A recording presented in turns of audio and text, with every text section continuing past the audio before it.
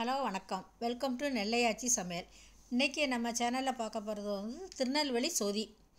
திருநெல்வேலியில் சொதியும் இஞ்சி பச்சடியும் வைப்பாங்க. ரொம்ப நல்லாயிருக்கும். இது கல்யாண வீடுகளெல்லாம் இது வைப்பாங்க கண்டிப்பாக, மறுவீடு சாப்பாட்டுக்கு.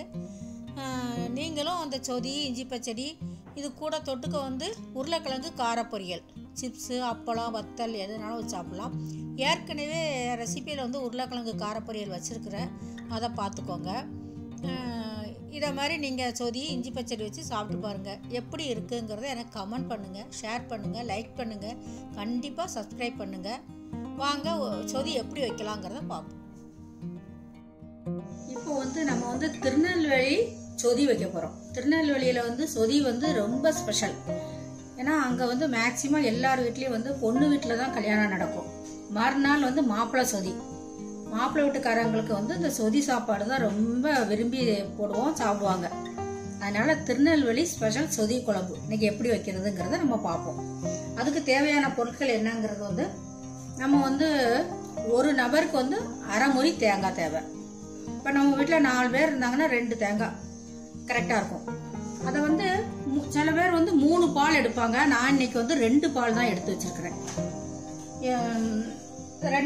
எங்கள் வீட்டில் 4 நபர். அதுக்கு நான் 2 தேங்காய் எடுத்து அதை திருகி அதை அரைச்சி முதல் பால் 2வது பால் எடுத்து வச்சுக்கிட்டோம். 2வது பாலில் தான் நம்ம காய் வேக வைக்க போகிறோம். இதுக்கு சிறுபருப்பு 100 கிராம் வேக வச்சு வச்சிட்டோம். இதுக்கு பூண்டு ஒரு 2 பல் பூண்டு எடுத்து வச்சிருக்கிறேன். கொஞ்சம் சின்ன வெங்காயம், 2 பச்சை மிளகாய், 2 பெரிய வெங்காயம் நறுக்கி வச்சிருக்கு. கேரட்டு, ஒரு 10 பீன்ஸு, ஒரு முருங்கைக்காய், கருவேப்பிலை. நம்ம அரைக்கிறதுக்கு சொதிக்கு அரைக்க கொஞ்சம் பச்சை மிளகாய், நம்ம தேவைக்கேற்ப காரம் எவ்வளோ நமக்கு காரம் தேவையோ அதுக்கு தக்கபடி பச்சை மிளகாய், இஞ்சி, கொஞ்சம் பூண்டு, ஒரு 2 பல் பூண்டு போட்டு அரைச்சா கொஞ்சம் வாசமாக இருக்கும். இதெல்லாம் நல்லா நைஸாக அரைச்சிடணும். கடைசியில் நம்ம சொதியை இறக்கிட்டு கடைசியில் லெமன் பிழிஞ்சு விடணும். அதுக்கு ஒரு லெமனாக பிழிஞ்சு வச்சிருக்கிறேன். இதுக்கு தேவையான பொருட்கள் இதான். இதில் நம்ம உருளைக்கிழங்கும் போட்டுக்கலாம், பட்டர் பீன்ஸு, பச்சை பட்டாணி எல்லாம் போட்டு பண்ணலாம். இன்னைக்கு நான் இந்த கைடியை போட்டு தான் பண்ண போகிறேன். எப்படி பண்ணலாங்கிறத பார்ப்போம். இப்போ நம்ம ஸ்டவ் பற்ற வச்சு கடாயை வச்சுட்டு எண்ணெய் ஊற்றிருக்கோம். இதில் நம்ம இதெல்லாம் லேசாக வதக்கினா போதும். ரொம்ப ப்ரௌன் கலரில் வதக்கணுங்கிறது தேவையில்லை. லேசாக வாசமாக இருக்கிறதுக்கு தான் லேசாக வதக்குறோம். பச்சையாக போட்டால் பச்சை வாடை அடிக்கும். அதுதான் லேசாக வதக்கி போட்டால் போதும். ஏன்னா இந்த சொதி ஒயிட் கலரில் தான் இருக்கும்.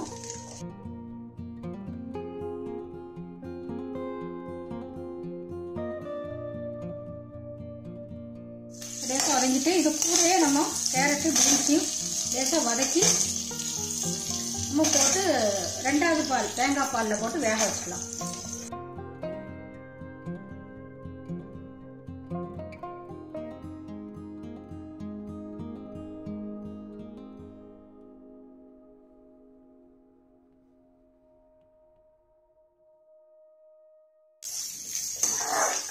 போதும், இதை நம்ம ஆஃப் பண்ணிடலாம்.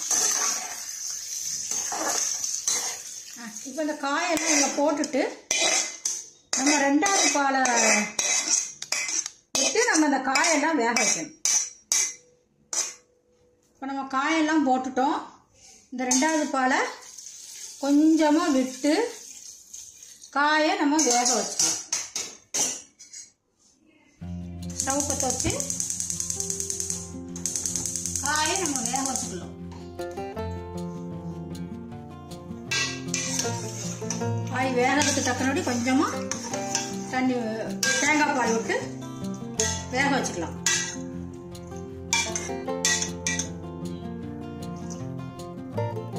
இது காய் வேகட்டும். நம்ம பச்சை மிளகாய், இஞ்சி, பூண்டெல்லாம் நம்ம அரைச்சிட்டு வந்துடும். அதுக்குள்ளேயும் இதை பாருங்க, நல்லா மையா அரைச்சிக்கோங்க. இந்த மாதிரி கொஞ்சமா தண்ணி விட்டு நல்லா மையா அரைச்சி வச்சுக்கோங்க. இது நம்ம சொதிக்கு நம்ம அரைச்சி வச்சிட்டோம். காய் வெந்துட்டு இப்போ நம்ம 2வது பாலில் வேக வச்சதுனால கொஞ்சம் திரிஞ்ச மாதிரி தான் இருக்கும். ஆனால் சரியாயிரும். நீங்கள் ஒன்றா நம்ம போடுறதுக்கு சரியாயிரும். இப்போ நம்ம அரைச்ச விழுதை போடுவோம். காய் வெந்துட்டு இப்போ நம்ம அரைச்ச விழுதை இதில் போடுவோம். போட்டு லேசாக ஒரு கொதி வரட்டும். ஒரு கொதி வந்ததும் லேஸில் கொஞ்சம் போல் தண்ணி ஊற்றி நம்ம கழுகி விட்டுக்கலாம். இது லேசாக அப்படி ஒரு கொதி வந்ததும் போதும். ரொம்ப கொதிக்கணுங்கிறது இல்லை, நமக்கு லேசாக ஒரு கொதி வந்தால் போதும். ரொம்ப கொதிக்க வேண்டாம். லேசாக கொதிச்சதும் பருப்பை போட்டுடலாம். நம்ம வேக வச்சிருந்த பருப்பை இதில் போட்டுருங்க. போட்டு நல்லா கிண்டிட்டு, நமக்கு 2வது பால் கொஞ்சம் இருக்கு, அதை நம்ம இதில் விட்டுறலாம். கடைசியில தான் முதல் பால் விடணும்.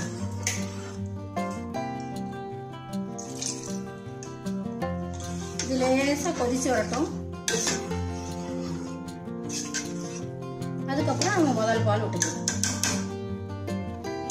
கொஞ்சம் நல்லா கொதிக்கி பருப்பு, இந்த அரைச்ச பேஸ்ட் எல்லாம் போட்டு நல்லா கொதிச்சது. இப்ப நம்ம வந்து முதல் பாலை விட்டுறலாம். முதல் பாலை விட்டு ரொம்ப கொதிக்க வைக்கக்கூடாது.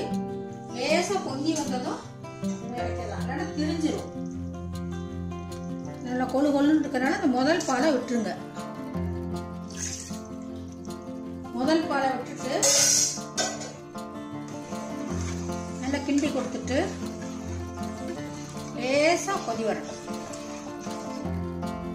அதுக்கப்புறம் தான் நம்ம உப்பும் லெமனும் பிழிஞ்சு விடணும். கடைசியில் இதை ஆறுனதுக்கு அப்புறம் தான் உப்பும் லெமனும் போடணும், இல்லைன்னா வந்து நமக்கு தெரிஞ்சிடும்.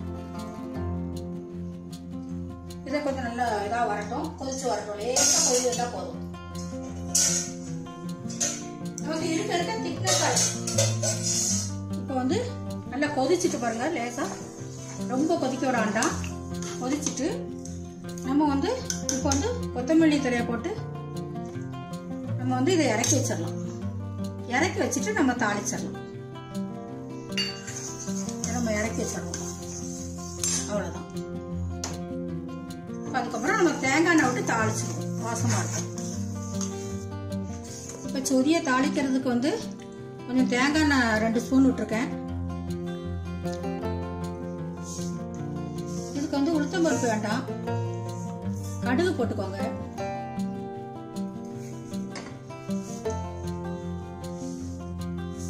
கடுகு பொரிஞ்சதும் 2 ஜீரகம் போட்டு தாளிச்சிருங்க, வாசமா இருக்கும். பொரியுது, கடுகு பொரிஞ்சதும் இதில் 2 ஜீரகம் போட்டு தாளிச்சுக்கோங்க, வாசமா இருக்கும். தாளிச்சு நம்ம அதில் கொட்டிட வேண்டியதான். சரியில்லை,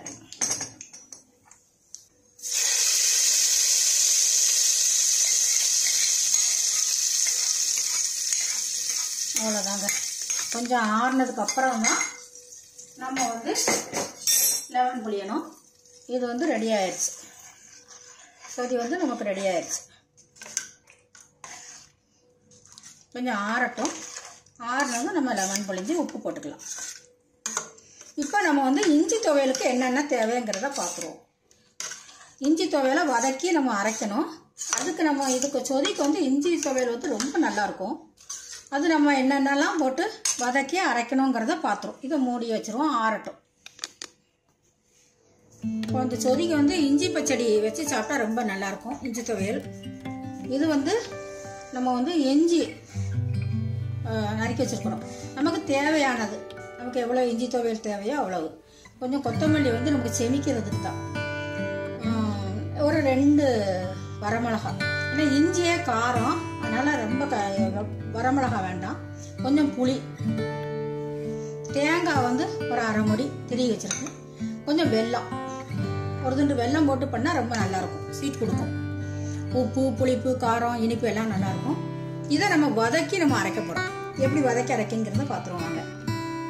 ஊற்ற வச்சு கடாயை வச்சுக்கோங்க. கொஞ்சம் தேங்காய் எண்ணெய் ஊற்றிக்கோங்க.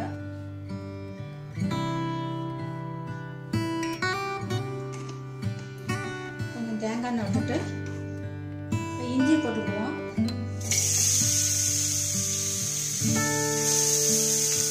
இஞ்சி, வரமிளகா, கொத்தமல்லி எல்லாம் போட்டு கொஞ்சம் வாசம் வர வேண்டியதும், ப்ரௌன் கலர் வர வேண்டியதும் கொஞ்சம் வறுத்துக்கலாம்.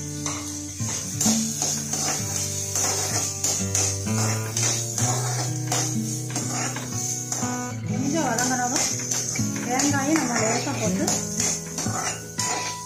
நம்ம வறுத்து அரைச்சா வாசமாக இருக்கும்.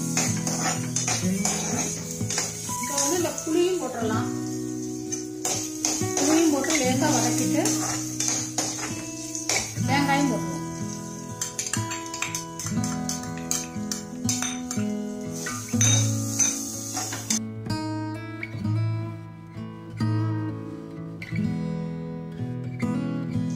பாருங்க, இஞ்சி எல்லாம் போட்டு வதக்கியாச்சு. இது நம்ம ஆறினதும் அரைக்க வேண்டியதான். இப்போ போட்டு அரைச்சிட்டு தாளிப்பு இஞ்சி தாளிப்பு வதக்கி வச்சிருக்கோம்ல, இதில் உப்பு போட்டு அரைச்சிருவோம்.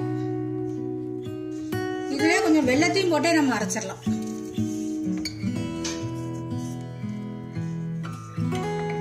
இப்போ நம்ம அரைச்சிட்டு பார்ப்போம் எப்படின்னு. இப்போ இஞ்சி துவையலுக்கு நம்ம அரைச்சிட்டோம். நல்ல மையா அரைச்சாச்சு. நம்ம இதுக்கு ஒரு தாளிப்பு கொடுத்துடலாம். ஸ்டவ் பற்ற வச்சு எண்ணெய் ஊற்றிட்டோம். தேங்காய் எண்ணெய்,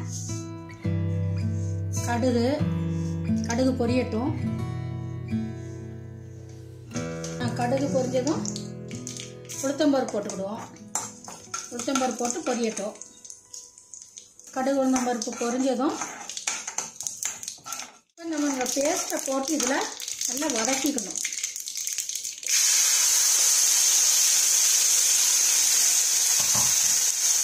நல்லா இந்த பேஸ்ட்டை போட்டு நம்ம கிண்டி நல்லா வதக்கி வச்சிட்டோம்னா நல்லாயிருக்கும். இதிலே உப்பு, புளி, மிளகாத்தூள் எல்லாம் இருக்கனால இது வந்து ரொம்ப நல்லாயிருக்கும். இந்த துவையல் இதை கொஞ்சம் நல்லா கட்டியானதும் எடுத்துடலாம். இது கொஞ்சம் கட்டியாட்டும் துவையல். இது நல்லாயிருக்கும். மோர் சாதம் சாப்பிட்றதுக்கு, சொதிக்கி சாப்பிட்றதுக்கு இது வந்து ரொம்ப நல்லாயிருக்கும். இப்போ பாருங்கள், சொதி, இஞ்சி பச்சடி, ரைஸு, உருளைக்கிழங்கு பொரியல், சிப்ஸு எல்லாம் ரெடி. நாங்கள் இன்றைக்கி இப்படி சாப்பிட்றோம்.